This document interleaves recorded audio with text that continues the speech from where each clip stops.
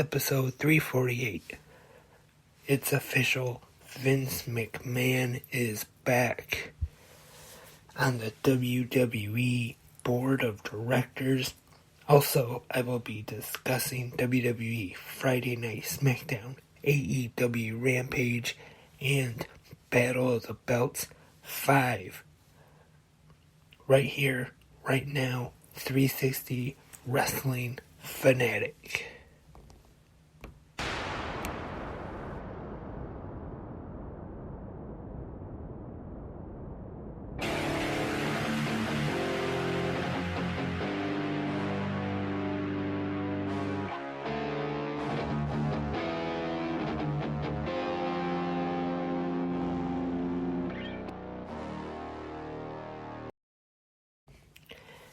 Hello, wrestling fans.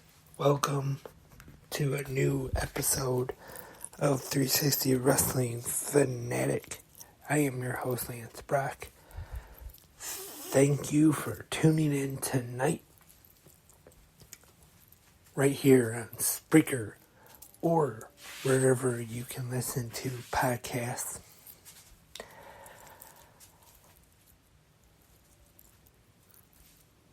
Tonight we had Smackdown, Rampage, Battle of the Belts 5, and I will be talking about all three of those. But I know I usually wait till the end of the show to talk about the news, and I do normally like routine. I normally try to stick to a regular routine. That's what old men like me do. But I'm going to break that rule tonight on this episode and discuss news first. I mentioned it on Good Morning Wrestling Fans this morning because, like I said on the podcast, right when I was just about to hit record to start it, I got a notification from the WrestleFeed app that I have on my phone that the rumors and all the news yesterday that came out are true. Vince McMahon is officially back on the WWE Board of Directors, which I'm sure I even seen this on Wrestling Dash Online, unfortunately. And I've seen wrestling fans are outraged. And now, so far as I know, that he is on the Board of Directors, but Triple H will still be in charge of the creative as of right now, which is good, because since Vince has been gone, Triple H has been running things. The shows, Raw, Smackdown, NXT, have improved. The premium live events have also improved. I wouldn't say they're perfect, but they have definitely improved as of late. And like I said yesterday, what I've read is that he came back to negotiate with the TV deals coming up later this year with both NBC, Universal, and Fox. Of course, I don't see Raw leaving USA or NXT leaving USA anytime soon. I don't think they really have anything to worry about there.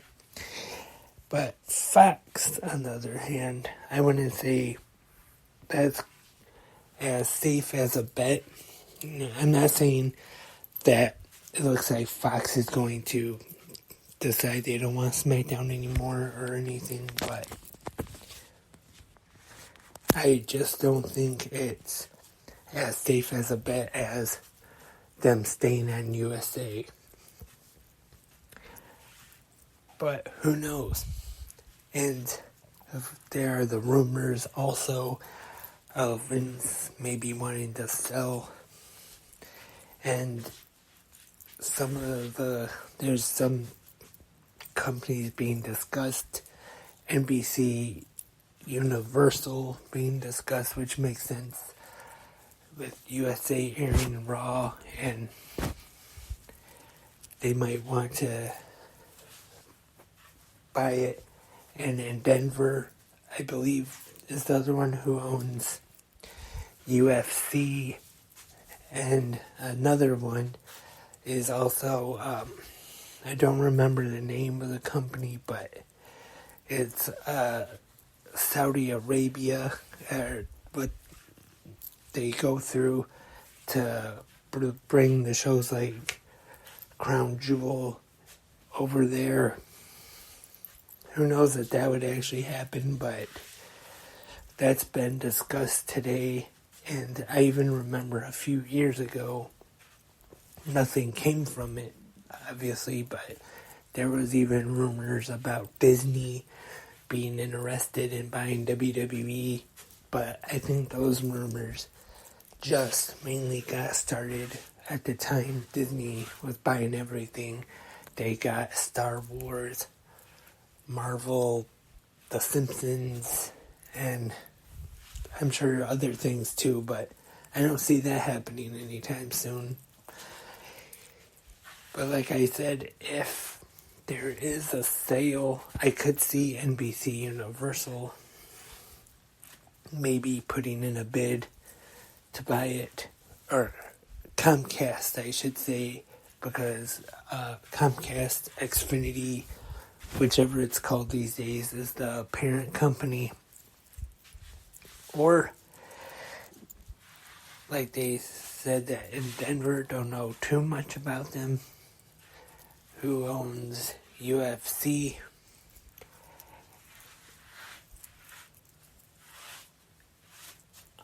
But I still kind of doubt it that there will be a sale, because I just can't picture Vince ever wanting to sell it. But I never imagined Vince ever stepping down.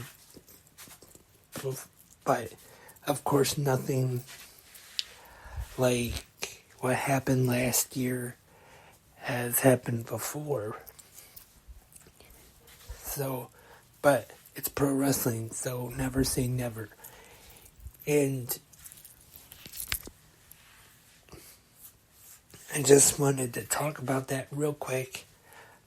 But for more of a better, more detailed conversation about this, I definitely recommend listening to Post Wrestling, John Pollock and Brandon Thurston from WrestleNomics.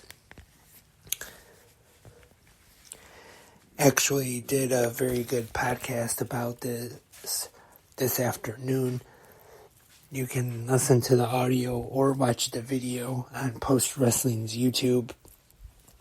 Both of them definitely know more about it than I do, so I recommend listening to that. And speaking of UFC real quick, Dana White. I normally don't talk about MMA here on 360 Wrestling Fanatic. I'm not a fan, but what happened during the weekend, I believe it was, with him and his wife slapping each other. I haven't seen the video, but I have heard about it on Post Wrestling. And now, I don't remember what the show was going to be called now, but the slap fighting thing, that has now been pulled from TBS. It was supposed to debut next Wednesday, right after Dynamite. And I'm not too surprised though, because I kind of expected it. Wednesday night during Dynamite, there were no commercials. AEW didn't plug it at all. And I thought with just being 1 week away that we definitely would have seen a lot of commercials during the broadcast. And even during the night, even during Dynamite, would have seen a couple plugs or inserts from AEW since it is on TBS. But now that has been pulled, or at least delayed anyway. Maybe they'll just wait to see if this blows over, cools down, and then they'll debut this show. But as of right now, the premiere of it next week has been pulled from TBS. And now we move on to the pro wrestling action from tonight. WWE Friday night Smackdown on Fox. And we start things off kind of similar to the way it started off on Raw Monday with the Bloodline, the Usos, Solo Sikoa, and Sami Zayn coming through the crowd, throwing chairs, kind of taking over. And then on the stage, we see the entrance from the WWE Undisputed Universal Champion, the Tribal Chief, Roman Reigns, with the wise man Paul Heyman. They make their way into the ring. And Roman, little upset with Sami. And then we see Kevin Owens make his way to the stage. He says that Roman's not really mad at Sami. His problem's not with Sami. His problem is with KO. And then Owens goes on to challenge Roman Reigns for a match for the Universal Championship at the Royal Rumble. And then later on in the broadcast, we get the news that it is official at the Royal Rumble. That'll be the main event for the Universal Championship. Roman Reigns defending against Kevin Owens. And we also find out tonight on Smackdown that next week, Sami Zayn will go one-on-one with Kevin Owens. And next up, in singles action, we have Kofi Kingston, one half of the NXT Tag Team Champions, taking on Santos Escobar. With a little interference, Escobar is victorious. And now we see the new WWE SmackDown Women's Champion, Charlotte Flair, now as a babyface, but she is interrupted by Sonya Deville, and she makes her way to the ring, and she challenges Charlotte Flair for the title, and Charlotte accepts, and we see the match. Not a bad match. Nothing real special though. Charlotte retains with a figure 8 after Sonya submits. And next up we have Ricochet taking on Top Dollar. Last week we saw Ricochet and the other baby faces laugh at him after that miss up on the dive we seen from Top Dollar a few weeks ago. And then they have the match. Ricochet gets the win over Top Dollar. And then post-match we see Hit Row in the ring with Ricochet. Top Dollar acts like he's going to show some respect, but then a hit row attack, Ricochet 3-on-1. And now the heel turn for hit row. We'll have to see how this goes. I think it could be good. They could be good as heels. But we'll have to see how it goes. And mixed tag team action is up next. Karrion Kross and Scarlett defeat the team of Madcap Moss and Emma. And it is time for the main event of Friday Night Smackdown. The Smackdown Tag Team Championships are on the line. The Usos taking on Drew McIntyre. And before the match, we see Sami Zayn in the back with the Tribal Chief Roman Reigns. And that's when we find out that Sami Zayn will be taking on Kevin Owens next week on Smackdown. But we also see Sami attempt to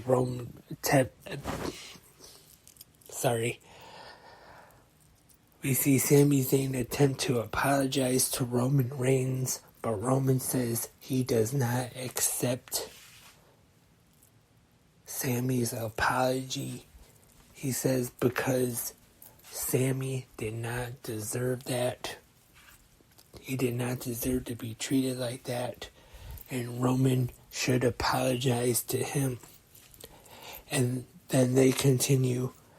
Sami gets up to go be in the Usos' corner, but Roman tells him to stay in the back and watch the match with him and Paul Heyman. And then it's time for this tag team title match. The Usos make their way to the ring with Solo Sikoa to take on Sheamus and Drew McIntyre, who were also in a pre-taped segment at Jerry Lawler's Hall of Fame Bar and Grill.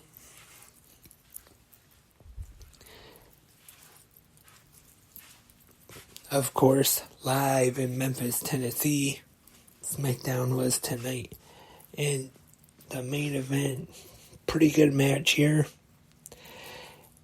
Good TV main event. The Usos retain and defeat Sheamus and McIntyre to remain SmackDown Tag Team Champions.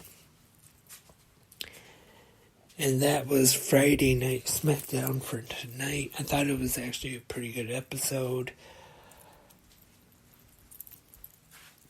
Got next week Sami Zayn and Kevin Owens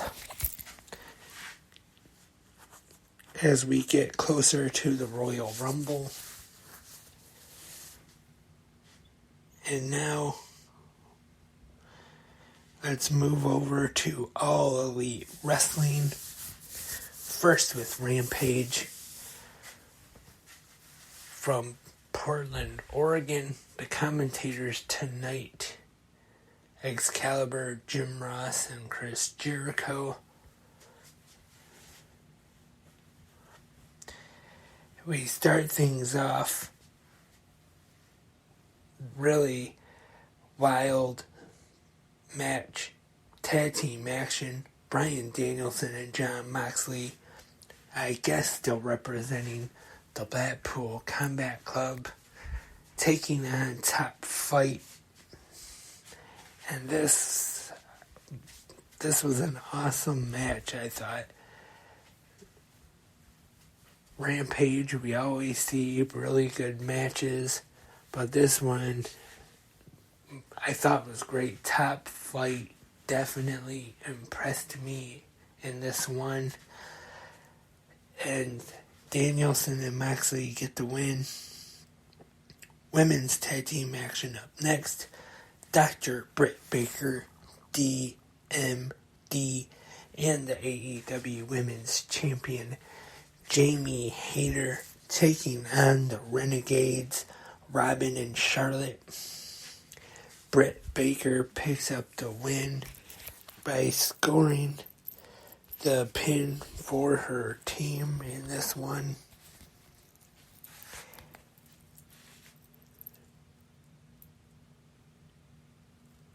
House of Black are up next in a pre-recorded segment, and they say Eddie Kingston is sick and they are here to help them. And our next match, Pero de Grasso, I think I might have butchered that name, but the former Preston Vance is in action, taking on Salicio. And after the match, he unmasked him.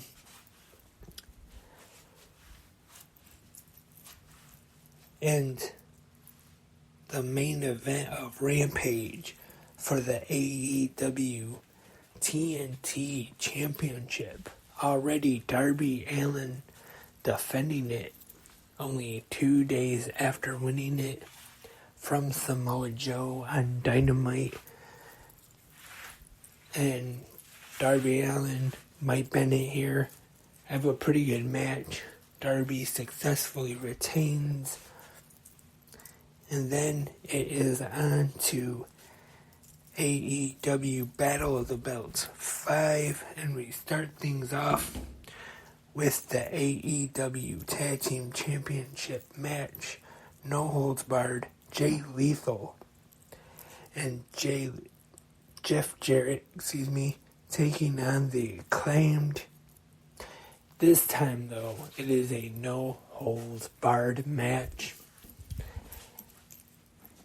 And good match.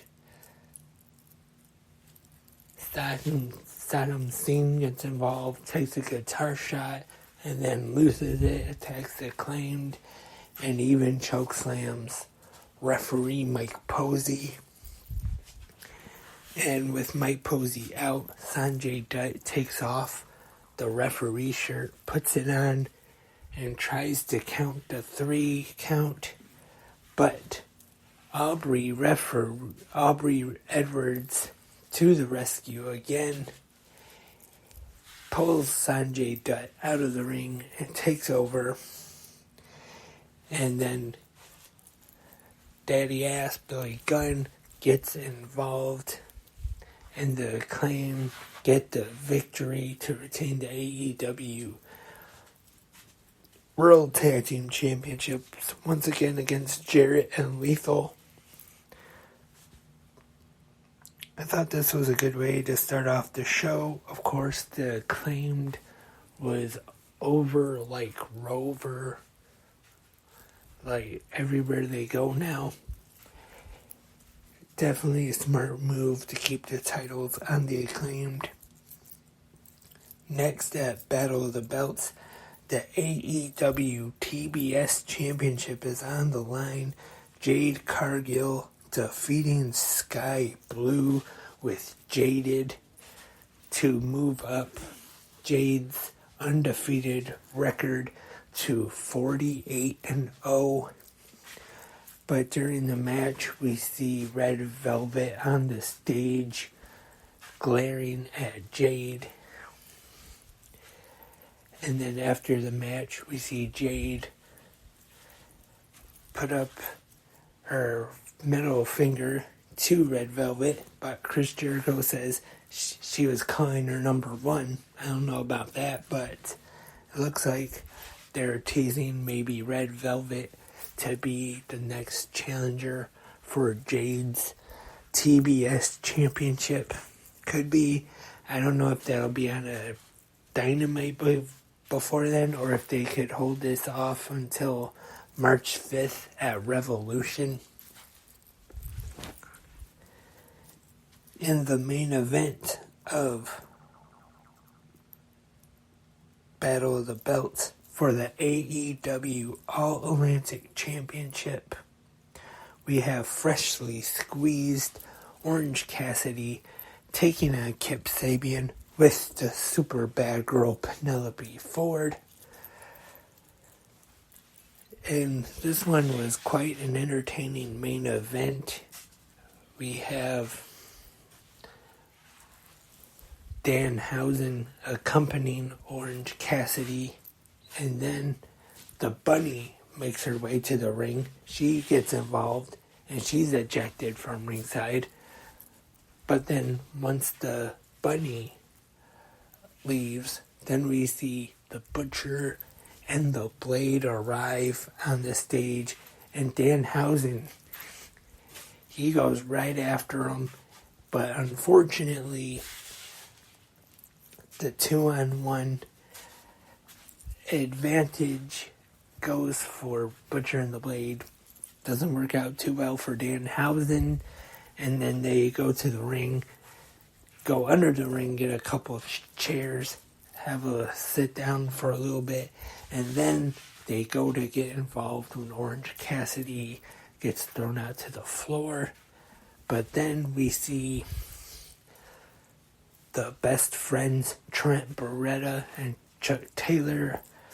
They brawl with the Butcher and the Blade to the back, and the commentators bring it up and they question, are they really helping Orange Cassidy, or are they just trying to get some revenge on the Butcher and the Blade?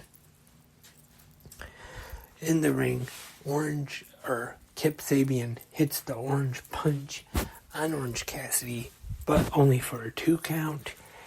And then Orange Cassidy makes a comeback, hits the orange punch for the win to retain the All-Atlantic Championship, and Battle of the Belts goes off the air.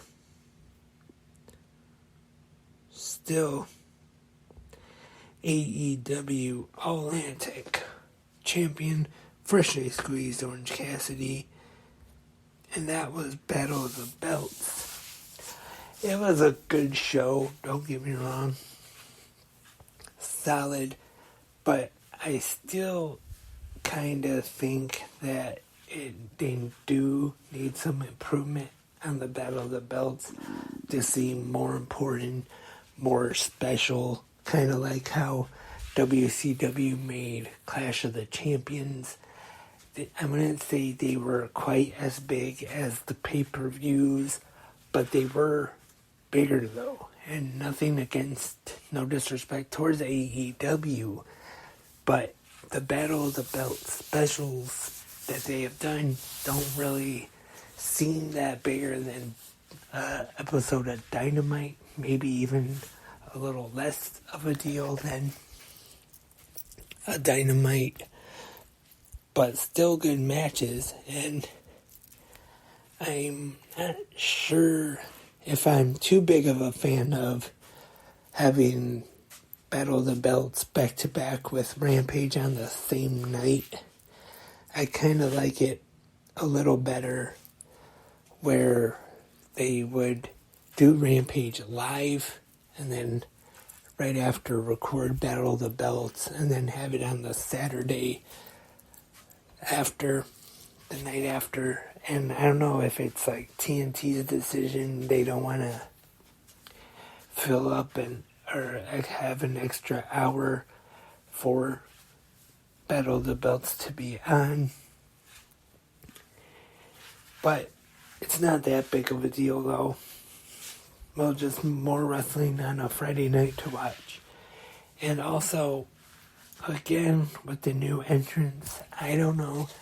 I'm not saying it's bad, and maybe it will grow on me, but to me, with it being like all screens, it kind of reminds me of like a WWE style entrance. And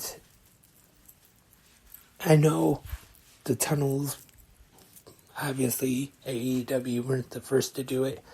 TNA had those for a long time with the tunnels for the separate heel and babyface entrance. But I kind of wish they would bring something like that back to be more different than WWE.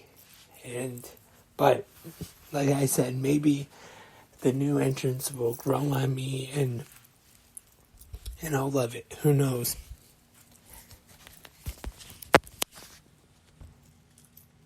And that was the pro wrestling action from this Friday night and to get into a little bit of more news before I finish up the podcast. After Smackdown went off the air tonight, Sheamus and Drew McIntyre were ambushed in the ring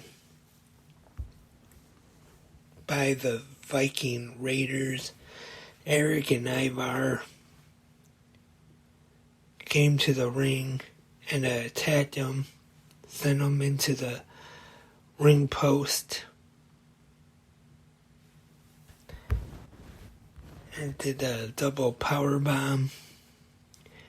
And then Valhalla came. So it looks like they might be setting up a feud between them. It's on the WWE's YouTube channel right now. You can go and check that out.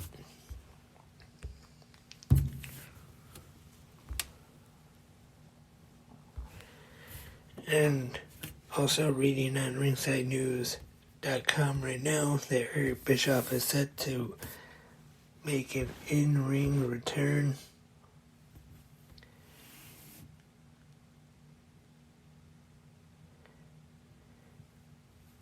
Next month in Florida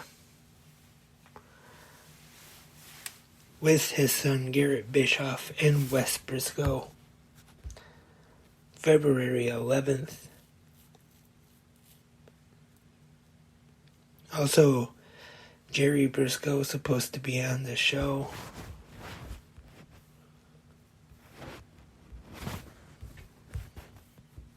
That'll be definitely interesting to see.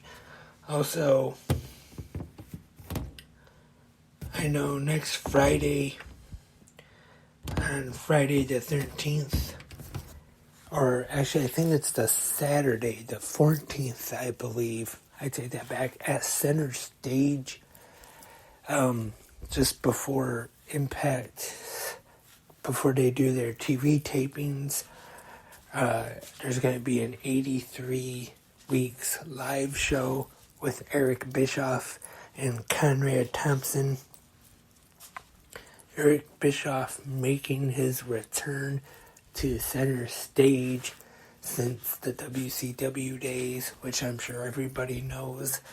For a long time, that is where WCW taped Saturday night. And that's it for this episode of 360 Wrestling Fanatic. I will be back soon with 360 Wrestling Fanatic. Not quite sure when, but like I said, I'm a terrible podcaster and I do the episodes whenever I feel like it, except for tomorrow morning. I'll be back with a new episode of Good Morning Wrestling Fans, so tune in right here to Spreaker or wherever you listen to your podcasts tomorrow morning. Thank you for listening tonight, and I'll talk to you tomorrow morning with GMWF. Until then, I am Lance, and I am a wrestling fanatic.